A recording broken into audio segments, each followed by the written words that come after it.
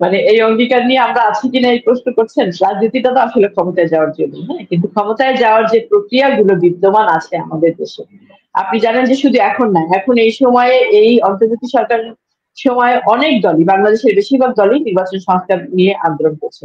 কিন্তু আমাদের নির্বাচন সংস্কার আন্দোলন কিন্তু মানে সে আমরা ২০০৮ সাল থেকে বলে আসছি যে যখন একটি সুযোগ এসেছিল এবং নির্বাচন কমিশন যখন খুব মেজর কিছু পরিবর্তন করেছিল, আমরা কিন্তু তখন বলেছিলাম যে মানি, মাসেল এবং ম্যানিপুলেশন এর বাইরে নির্বাচনকে নিয়ে আসতে হবে। এবং এর বাইরে যদি নির্বাচনকে নিয়ে আসা না যায় এবং রাজনৈতিক দলগুলোর মধ্যে যদি গণতান্ত্রিক মূল্যবোধ প্রতিষ্ঠা করা না যায়, তাহলে হচ্ছে এই যে নির্বাচন ব্যবস্থাটা হয়, এই নির্বাচন ব্যবস্থা আসলে প্রকৃত অর্থে জনগণের মতামতের প্রতিফলন হয় না।